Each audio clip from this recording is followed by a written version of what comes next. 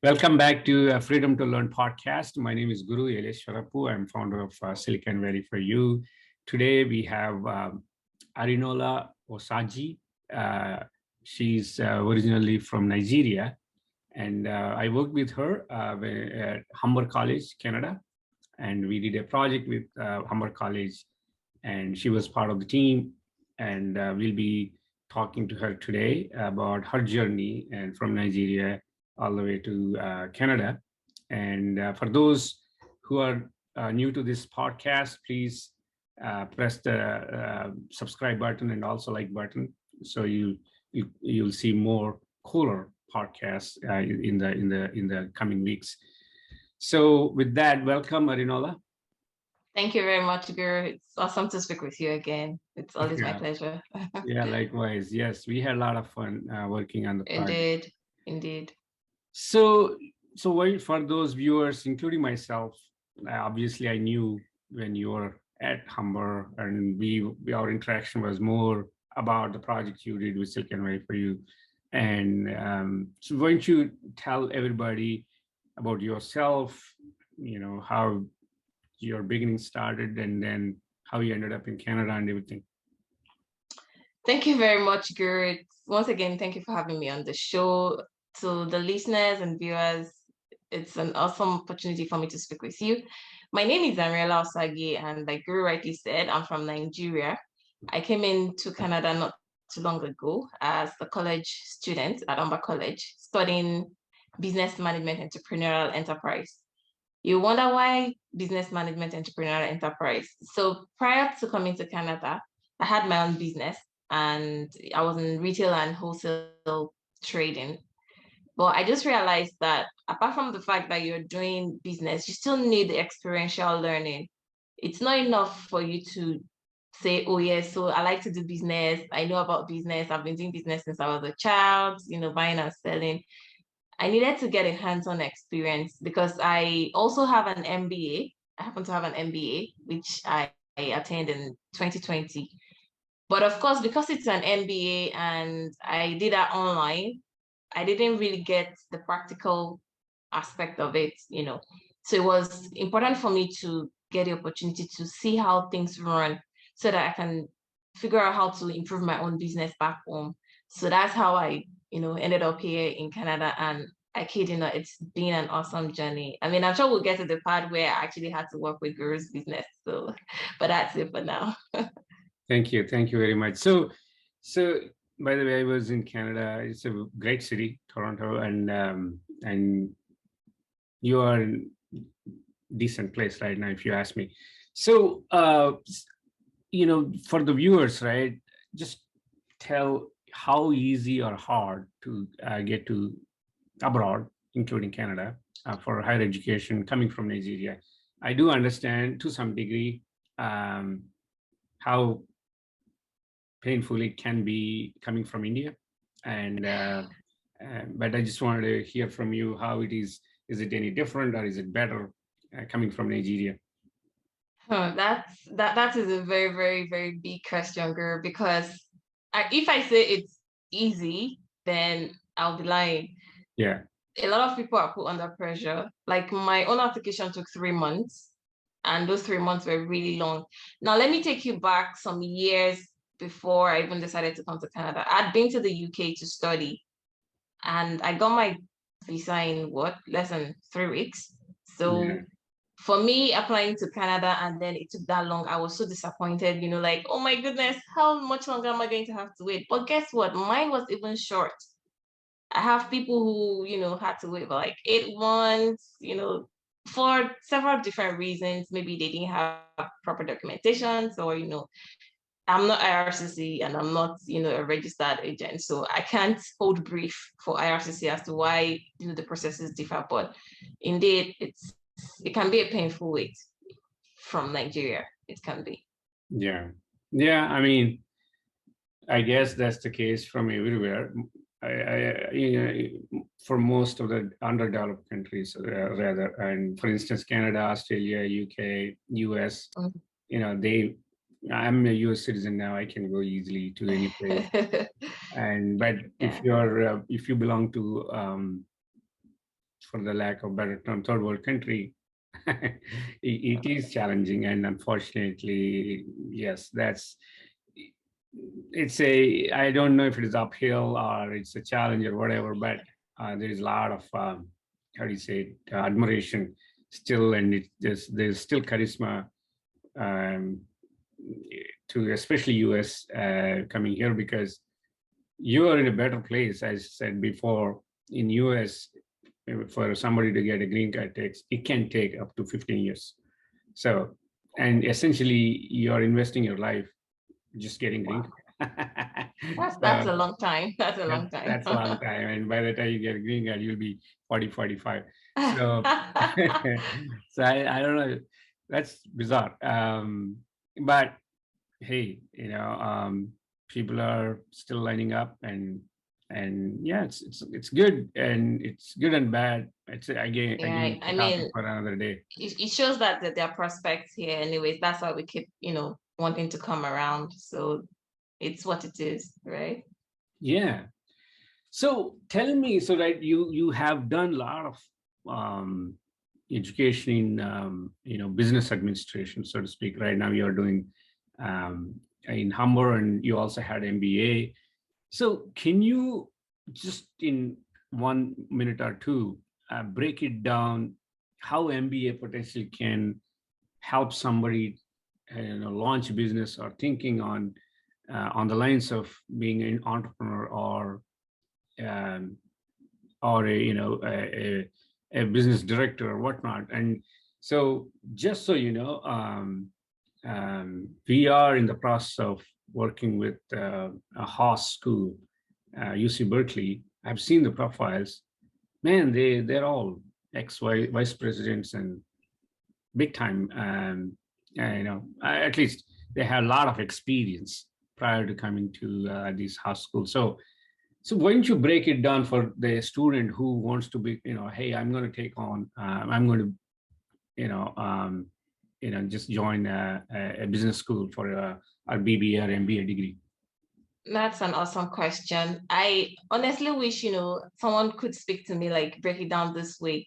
And it's great that you want your viewers to actually have this kind of opportunity. So for someone who wants to go for an MBA program or, a business program, as the case may be, you are going to be open to a world of opportunities. I always say to my classmates and to anyone who gets to listen that I think and everybody should take some form of business management course, regardless of whatever course or discipline they find themselves in, because it will actually help them to understand what they are getting into. The business functions of any organization is very important. So getting into the business school would actually help you to understand how each of the different units in the business actually functions.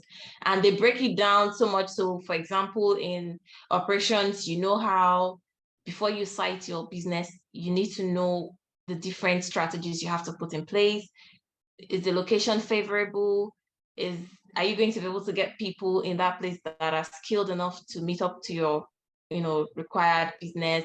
There are just so many things that you would learn that will be broken down for you, and that would actually help you in taking decisions, to whether you want to continue in the business line or you want to continue in more core technical aspects. So that's Yeah. part of it.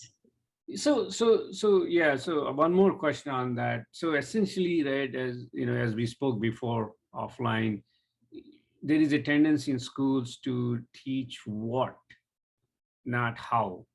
Mhm. Sense, so if you take MBA, let's take computer science, which I'm comfortable with, they teach all the programming skills, architectures, and CPUs, networking, storage, yada yada. So it's tons of them, right? They're all concepts. But now I know all these. Now, okay, there's somebody asked, hey, so I need a small application for Humber College. I have no idea where to start. Because I need somebody to tell me, this is how you do it. So then maybe based the skills that I acquire, I may be able to stitch them together and get something going. So when it comes to MBA, is this the same, or do you think, so essentially, if I finish my MBA, am I ready to just launch my business? Assuming I have money, don't worry about it. Hypothetically. So does that give you that kind of confidence slash ability to launch what you want to do, or you still have to connect to the real world and work for a couple of companies and then gain experience? I would say that even if you have all the money in the world, Yeah, don't start that business like immediately. You should actually work. Yeah. So sorry about this. My children just decided to come. Okay. So you know how you were talking about, having all the money and then being able to start your business just because you have the money, you've gone for an MBA. I would suggest that for anybody who has that idea, please, please, and please get into another business first. Go work for somebody so that you can actually, understand how these things work. You Right. see from an insider's perspective, you relate with customers, you can understand how people think, because you might feel, yes, I've gotten all the necessary details and information I need from my MBA, but it doesn't work that way. Basically, it doesn't work. So get some practical knowledge. That's what I would say. So that's the philosophy or vision of Siliconvalley4u is there is a gap between academics and real world, regardless of what you do. I mean, I don't know about medicine and other things, but when it comes to business tech, some of these industries, there is one thing to be, successfully completing academics, and there is altogether different game when it comes to actually implementing them.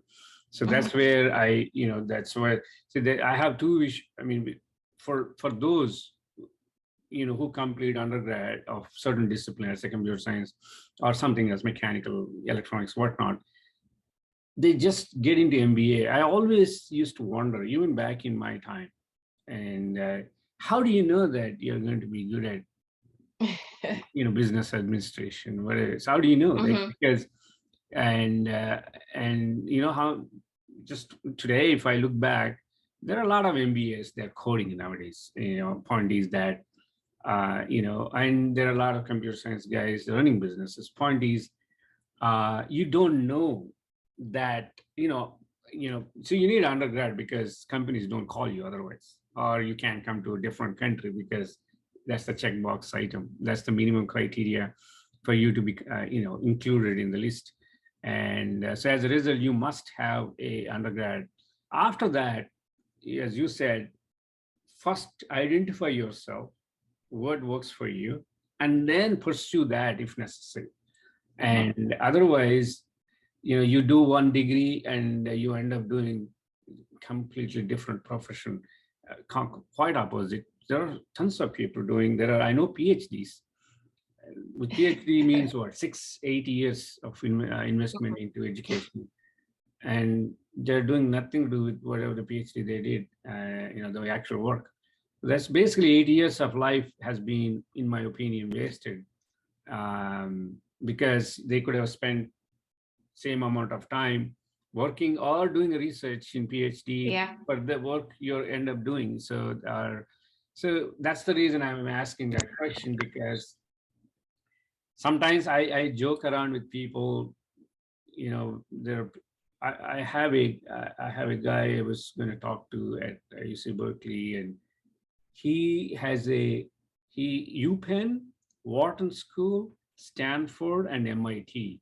Wow, that's all 4 in LinkedIn. I can share that. So point is that I joke around people. Some people don't know when to stop studying. They just keep going, and somebody has to say, hey, enough. I think enough. You can get out and work somewhere. So anyway, so coming back to so now let's like that. We talked about gap, right? So now coming back to Nigeria. So why don't you talk about from the business standpoint of view, what are the good and bad about the country, and and us being in tech. So do you think tech is something country needs and to improve their economy? And if yes, just throw some light on it. Certainly. Thanks again, Guru. There's no country that doesn't have its ups and downs, its goods and bads, right? So Yeah. it would be out of place for me to say, oh, Nigeria is a bad place. No, because I came from there, I'm good. And, I have a lot of positive notes to say and things to say about myself and a whole lot of other people. Nigeria has produced great people. For every person that comes out of Nigeria that goes to school here, they ace their academics. You have people passing out of schools with distinctions and so it's obvious that we have it going good for us. It's just unfortunate that we find ourselves in, the situation where we are with the level of corruption and all other things going on, which is obtainable everywhere else, as the case may be. So Nigeria basically is growing in the tech field. I can say that assuredly. Just this morning, I was part of a team of speakers for the Women Techstars Fellowship Program, which sees two girls, learning about tech, transitioning to tech. So the tech space is actually opening up, but a lot more can actually be done. The fintech industry in Nigeria is really gaining grounds, but all other industries are still like far behind. Like they're not catching on quick. They have the fintech people have beautiful programs and gateways and all of the payments, issues being resolved.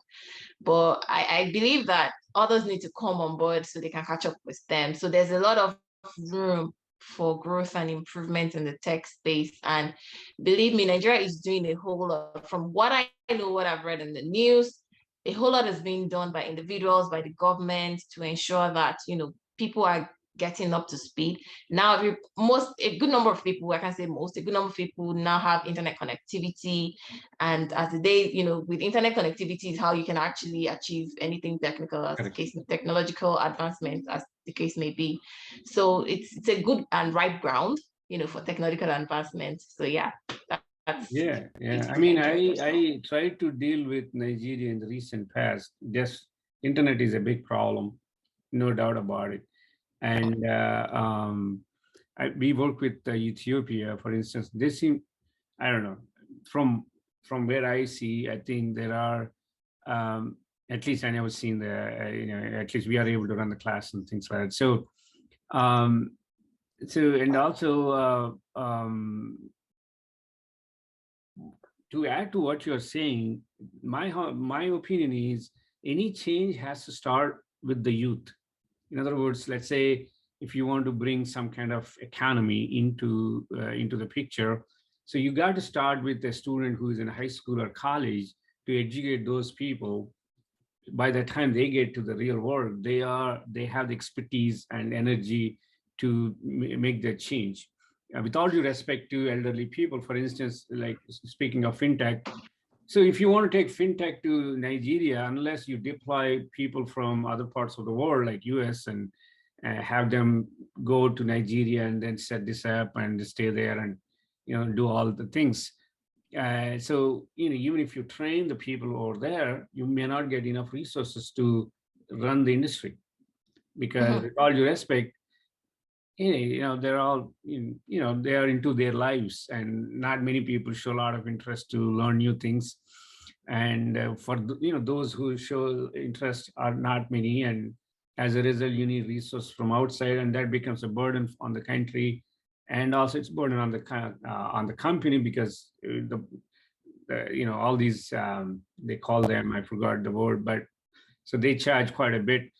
So long story short, the transition is longer, and also it may not be very effective. Whereas if you induce this into the youth, that's why I'm a strong believer that it has to be induced into high school and college education, so that within 4 years you have a workforce that can handle this Mm-hmm. and be able to, and the experienced people can give them guidance, but the guys who actually get down and do the work or well trained. So that's why I'm a big, so that's the one of the things that as part of Silicon Valley for you, I'm very interested in working with young people, and with all due respect to old people, me included. So I wish I can go back to college, but um, so along those lines, right? So speaking of that so you know so you come from there and you are in Canada now, and I really appreciate you. You're also a mom, and it's a lot to handle simultaneously. So what do you see yourself in, let's say, in 3 to 5 years, and what do you want to be? Or you want to go back to Nigeria and make a big impact on the country or economy, or you want to just pursue more in outside Nigeria? Okay, thank you very much for that question. So as the case is right now, I told you I'm currently working on my placement. It's the compulsory part of my academic requirements, and I've been exposed to so many resources. I'm currently working as a customer success, and the role of a customer success is to ensure that the customer appreciates the value that the business is, getting in the society. And once I realized that there's more to this business administration and management, I need to learn more. I need to do more. So I'm still probably going to look out for more opportunities to work, and then let's see how far I can go with that, getting the proper certifications to ensure I stay in the right, cadre and levels of work, and then see how going back to Nigeria will work out. So Yeah, that's pretty much my plan for now. yeah. I mean, my 2 cents is that if you have thoughts of going back, have the establishment while you are here, and if you can, and once you go there, you can bring all your knowledge and awareness how things are done here, if they are different. If you call it sophistication, and you can bring that to your business and back to home, and that way that becomes impactful, because so that means you are able to make a difference, and which probably they are not aware of. That's how, just to give an idea, 20 years ago, maybe not even 20, 30 years ago, roughly, India had only 5 companies, tech companies, 5 total. Wow. Now, now I don't, I mean, we in fact, our sales team is going through the list of tech companies in India. We'll see, I'll come to it in a couple of days. I mean, thousands and thousands of companies out there. India is a tech hub now. Yeah, hundreds of thousands, I guarantee. And that change happened because so we had to learn quite a bit, both culturally as well as business wise, obviously technology wise. We had to learn quite a bit. In the beginning, a lot of people from outside the country, including US, were stationed in India to bring this culture to there. And now, it's more or less same. And I guess there are a lot of Indians running the business here. So, so there was that transition period. So I don't know enough about Nigeria, but if that is the case, you have a fantastic opportunity, in my opinion. Thank you. I mean, it's something to definitely look out for. Yeah, absolutely. Yeah. So, so with that, I think we spoke about, generally, the differences between, education system and actual reality of the world.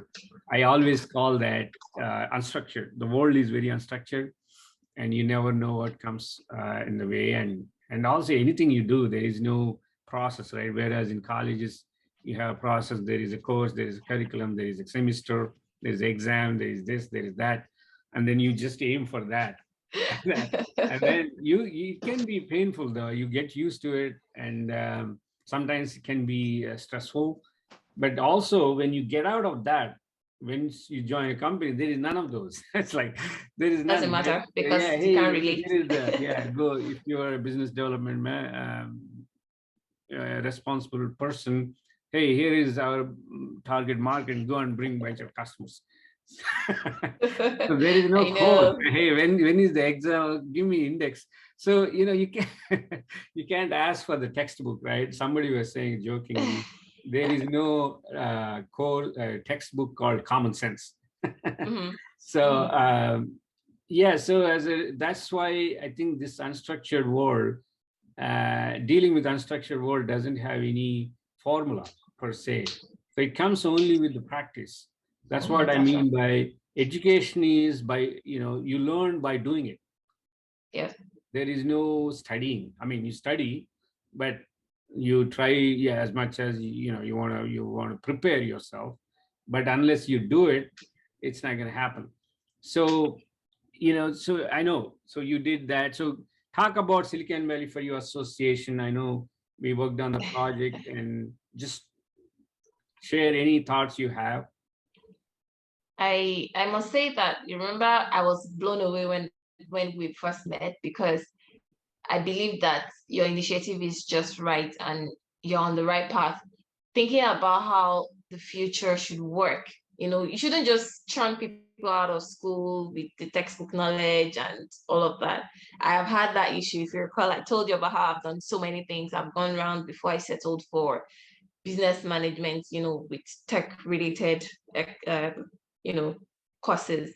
So for me, I believe, Silicon Valley4u is an excellent place for children, for, middle school, high school students to start from. And your initiative of teaching them, giving them that direction from the start, honestly, it's just the best thing, because if a child is exposed to coding, say from maybe middle school, they can tell before maybe 6 months, 1 year, this is what I want to do. Yeah. Or no, I don't want to do this. So let's not waste time on it. As against waiting to graduate from school and then, merry-go-round?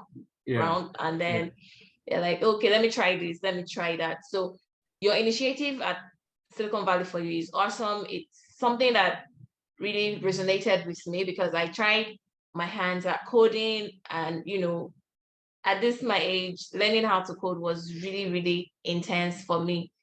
If I had this kind of opportunity when I was younger, maybe, I'd have had it easier. Let me just put it that way. So you're on a great path. And honestly, I would say that you should actually be taken and put into the educational systems, to help countries, provinces, states to plan their academic curriculum and calendar.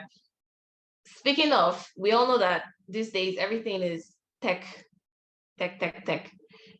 There's the tech legal, the legal system is now moving towards tech legal. The business people like me, we're all looking towards tech, because you really can't do much without tech these days because of the technological advancements. And it's important for you to understand how you can optimize the use of technology, in whatever aspect of your business. So whether you're coding, whether you're in product management, whether you're in data science, whatever aspect of it. So being able to get you into that system is very, very, very important. And I hope that, people will listen to you and be able to keen into the vision that you have for the future of children, to ensure that, they're on the right path.